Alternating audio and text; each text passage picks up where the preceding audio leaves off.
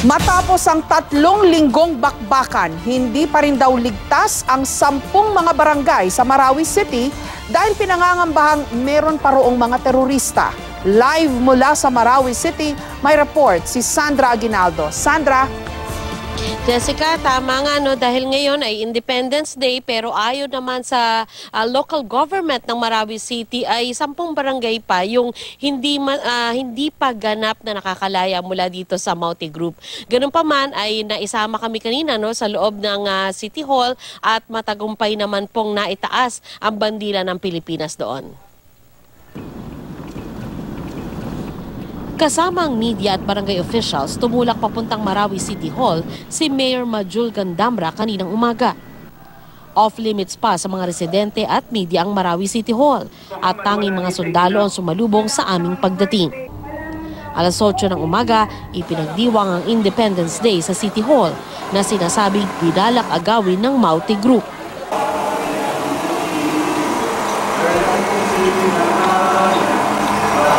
Nagsidalo ang isang grupo ng mga sundalo na may dalaring watawat ng Pilipinas. Habang isinasagawa ang flag raising ceremony, may palitan ng putok, 200 metro lamang mula sa amin.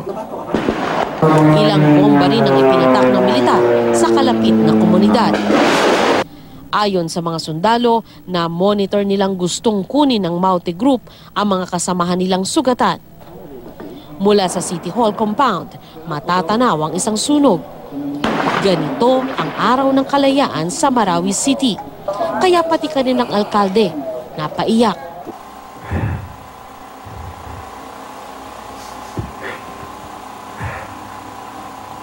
Nais ko pong pasalamatan ang lahat ng aking mga kababayan sa buong Pilipinas na tumulong sa amin dito sa Marawi City para po bumangon mulit.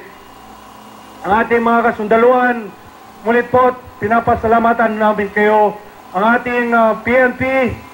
Nandito ako ngayon sa labas ng City Hall ng Marawi City at katatapos lang nung flag raising sa loob. Pero dito sa labas, nung tingnan natin, syempre mga bahay dito, wala pa rin mga tao, hindi pa rin sila pwedeng bumalik.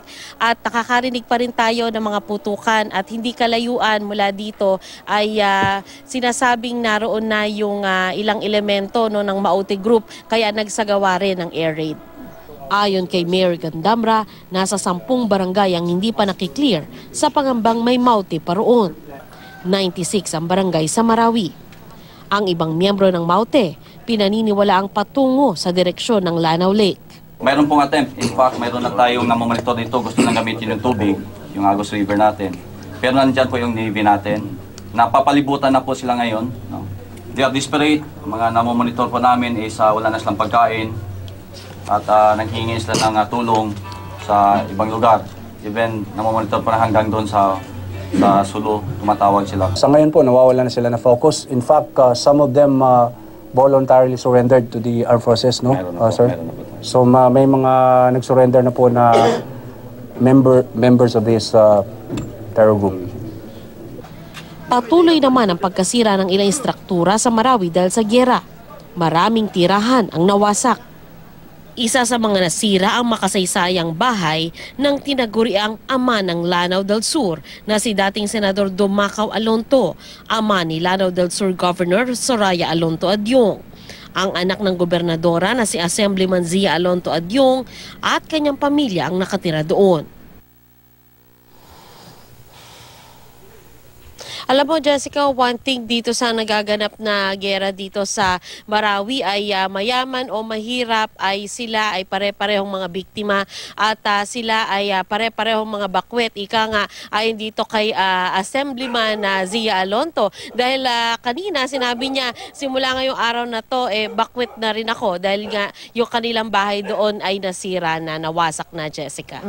Sandra, sa palagay mo ano ang overriding na sentimiento ng ating mga kababayan dyan sa Marawi sa nangyari this past 3 weeks, no? Kasi meron akong nabasa na nagsasabi na yung Maute ISIS may have succeeded in creating this crisis, no? Nakapanggulo sila, nagtagumpay sila doon.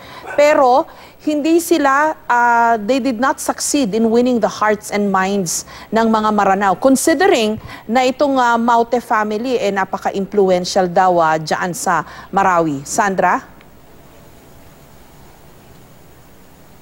Yes, Jessica, ang Marawi pa rin sa ating mga kababayan dito. Bagamat somehow, matagal na nilang kilala ang Maute family. Alam nila yung pinanggagalingan, pinaghuhugutan ng Maute family. Pero hindi sila kaisa, ika nga doon sa kanila ideolohiya at yung kanilang isinusulong no, na teaching, no, yung paniniwala dito sa caliphate. Para sa mga kababayan natin dito, marami sa kanila, yung nagsasabi na kung tutuusin, kung isusulong talaga ng Maute itong paniniwala na ito, maaring sila ay makakuha ng ilang may mahatak sila no towards their faith, pero sabi niya marami pa rin ang hindi sasama sa kanila. Meron din naman ako nakausap no na kumbaga very religious din siya na nakakakilala no somehow doon sa mga tao na nasa kabilang side. Ang sabi niya ay kung tutuusin, pwede rin namang pag-usapan nila yon, ano? Dahil sa palagay nila, ang Maute group, lalo na yung kanilang mga leader, ay hindi pa naman talaga ganap na tumatawid, ika nga, doon sa caliphate na isinusulong ng ISIS. At halimbawa, yung mga extreme na ginagawa, halimbawa ng mga ISIS sa Syria, hindi nila nakikita na talaga nag-crossover na ng ganon yung Maute brothers or Maute family. Pero ganun pa man, dahil dito sa nangyaring panggugulo dito sa kanilang syudad na nauwi nga sa matinding pagkasira ng kanilang syudad, nagbago na yung kanilang sentimiento para sa kanila. Masama yung kanilang loob dahil nasira at nagulo yung kanilang syudad. Jessica? Sandra, 3 weeks na, no? Going into almost after this week, mag-iisang buwan na itong krisis o itong problema sa Marawi.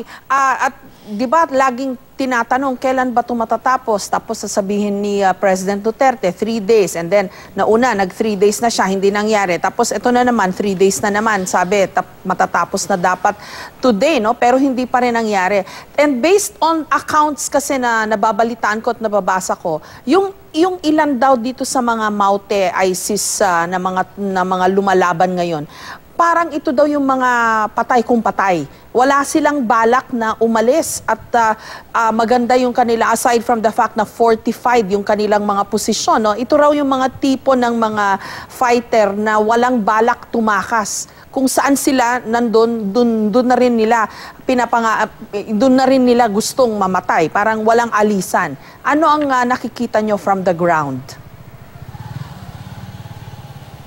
Jessica, narinig ko na yan sa mga kababayan natin dito na kilala at nakakausap dati itong magkapatid na to, at the same time ay alam yung kanilang pinaghuhugutan. Pero ang sabi nila kasi ay una-una yung cultural din, pero pangalawa, sa tingin nila itong mga fighters na ganito, lalo na taga rito talaga sila sa Lanao, ito yung mga tipong naniniwala na ba't kami aalis dito, taga rito kami. So may narinig na rin akong ilang pananaw na ito daw mga Maute, malamang hindi sila aalis at mamamatay na sila kung sila may matatalo, at dahil sa kanilang paniwala, kanila yung lugar.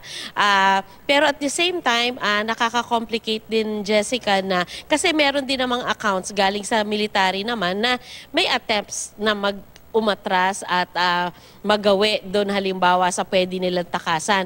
Kaya lang, according to the military, talagang napalibutan daw nila at walang paraan na makakalabas sila. At kung meron mang makalabas ay siguro daw mangilan-ngilan lamang at hindi talaga totally makaka-retreat itong grupo nito. Kasi pag halimbawa daw nag-retreat sila at dumaan sa lake, pagtawid naman nila nandun din naman sa kabilang panig yung gobyerno. So yung mga